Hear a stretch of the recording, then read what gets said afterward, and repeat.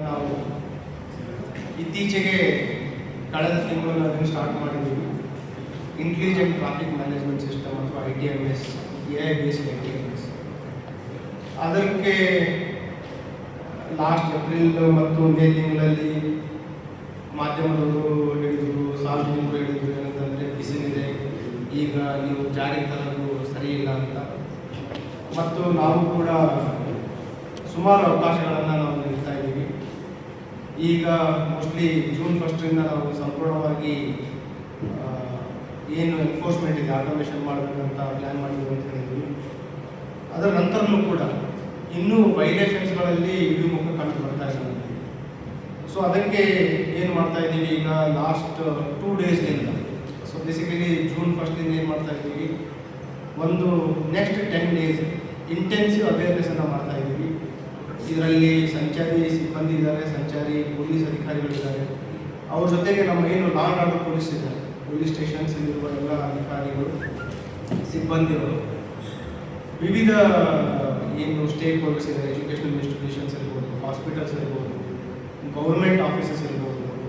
ಅದರ ಜೊತೆಗೆ ಈಗ ಮುಂದಿನ ಕೆಲವೇ ದಿನಗಳಲ್ಲಿ ಲಾ ಆ್ಯಂಡ್ ಆರ್ಡರ್ ಪೊಲೀಸು ಮತ್ತು ಟ್ರಾಫಿಕ್ ಪೊಲೀಸು ರಸ್ತೆ ಮೇಲೆ ನಿಂತು ಏನು ಸಂಚಾರ ನಿಯಮಗಳ ಉಲ್ಲಂಘನೆ ಇದೆ ಅವುಗಳನ್ನು ಅವೇರ್ನೆಸ್ ಜೊತೆಗೆ ಎನ್ಫೋರ್ಸ್ಮೆಂಟನ್ನು ಕೂಡ ಮಾಡಲಿಕ್ಕೆ ಸ್ಟಾರ್ಟ್ ಮಾಡ್ತೀವಿ. ಅದಕ್ಕೆ ಸಾರ್ವಜನಿಕರಲ್ಲಿ ವಿನಂತಿ ಏನಂತಂದರೆ, ಒಂದು ಈಗ ಏನಾಗಿದೆ, ಮೊದಲು ಆಟೋಮೇಷನ್ ಯಾವ ರೀತಿ ಫಸ್ಟ್ ಮ್ಯಾನ್ಯುವಲ್ ಎನ್ಫೋರ್ಸ್ಮೆಂಟ್ ಇತ್ತು. ಮ್ಯಾನ್ಯುವಲ್ ಎನ್ಫೋರ್ಸ್ಮೆಂಟಲ್ಲಿ ನಮ್ಮ ಅಂಕಿಅಂಶ ನೋಡಿದಾಗ ಪರ್ ಇಯರ್ ಒಂದು 40,000 to 45,000 ವೈಲೇಷನ್ಸ್ಗಳನ್ನು ಡಿಟೆಕ್ಟ್ ಮಾಡ್ತಾ ಇದ್ವಿ. ಯಾಕಂತಂದರೆ ಇಟ್ ವಾಸ್ ಓನ್ಲಿ ಒಂಥರ ಸಿಂಬಾಲಿಕ್ ಎನ್ಫೋರ್ಸ್ಮೆಂಟ್ ಇತ್ತು. ಹಾಗಾಗಿನೇ ಸಿಕ್ಕಾಪಟ್ಟೆ ಉಲ್ಲಂಘನೆ, ರೆಡ್ ಸಿಗ್ನಲ್ಗೆ ಯಾವುದು ಲೆಕ್ಕ ಕೊಡದೆ ರೆಡ್ ಸಿಗ್ನಲ್ ಜಂಪ್ ಮಾಡುವಂಥದ್ದು, ಅದ್ರ ಜೊತೆಗೆ ಆಟೋ ಡ್ರೈವರ್ಸ್ ಎಸ್ಪೆಷಲಿ ಪರವಾನಗಿ ಇಲ್ಲದೆ ನಗರದಲ್ಲಿ ಚಾಲನೆ ಮಾಡುವಂಥದ್ದು, in spite of repeated instructions, awareness, warning, ನಡು ಜಂಕ್ಷನ್ಗಳಲ್ಲಿ ಆಟೋಗಳನ್ನು ಅಡ್ಡಾದಿಡ್ಡಿ ನಿಲ್ಲಿಸುವಂಥದ್ದು, ಸುಗಮ ಸಂಚಾರಕ್ಕೆ ಅಡ್ಡಿಪಡಿಸುವಂಥದ್ದು. ಮೋಸ್ಟ್ ಪ್ರೊಬೆಬ್ಲಿ ಇನ್ನು ಮುಂದೆ ಅದು ನಡೆಸಲಿಕ್ಕಾಗಲ್ಲ. ರೀಸನ್ ಏನಂತಂದರೆ, ಪ್ರತಿ ವೈಲೇಷನ್ಗೆ ದೇರ್ ವಿಲ್ ಬಿ ಪೆನಾಲ್ಟಿ. ಹಾಗಾಗಿ ಮತ್ತೊಂದು ಸಲ ಎಲ್ಲರಿಗೂ ಹೇಳ್ತಾ ಇದ್ದೀವಿ, we are giving repeated opportunity to correct.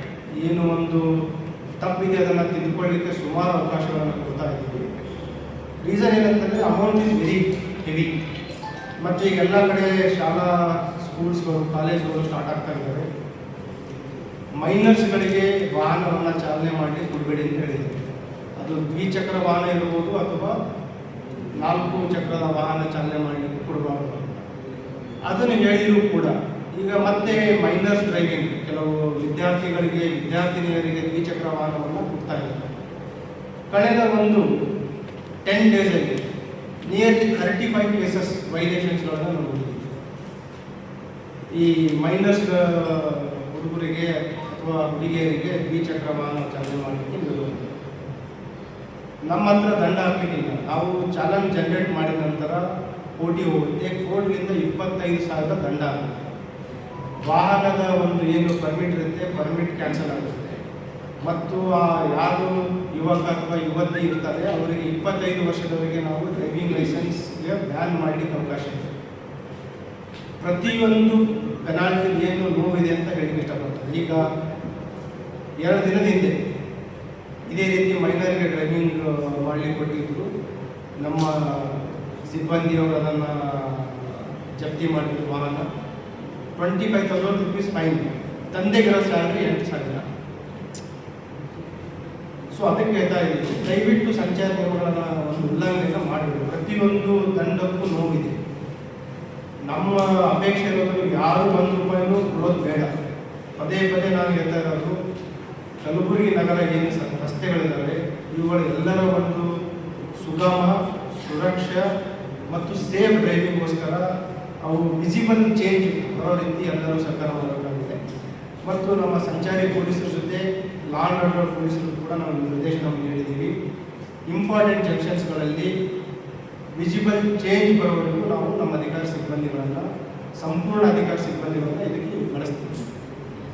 So ಏನು ಟ್ರಿಪಲ್ ರೈಡಿಂಗ್ ಇದೆ, ಮೊಬೈಲ್ ಡ್ರೈವಿಂಗ್ ಇದೆ, ಸೀಟ್ ಬೆಲ್ಟ್, ಹೆಲ್ಮೆಟ್ ಬಳಸಲಾರದೆ ಓವರ್ ಸ್ಪೀಡ್ ಇರ್ಬೋದು, ರಾಂಗ್ ವೇದಲ್ಲಿ ಹೋಗುವಂಥದ್ದಿರ್ಬೋದು, ಮತ್ತು ಡ್ರಂಕನ್ ಡ್ರೈವಿಂಗ್ ಇರ್ಬೋದು, ಈವನ್ ಮೈನರ್ಸಿಗೆ ವಾಹನಗಳನ್ನು ನೀಡುವಂಥದ್ದಿರ್ಬೋದು, ಎಲ್ಲ ವೈಲೇಷನ್ಸ್ಗಳನ್ನು ನಾವು ಪರಿಣಾಮಕಾರಿಯಾಗಿ ಎನ್ಫೋರ್ಸ್ಮೆಂಟನ್ನು ಮಾಡ್ತೀವಿ.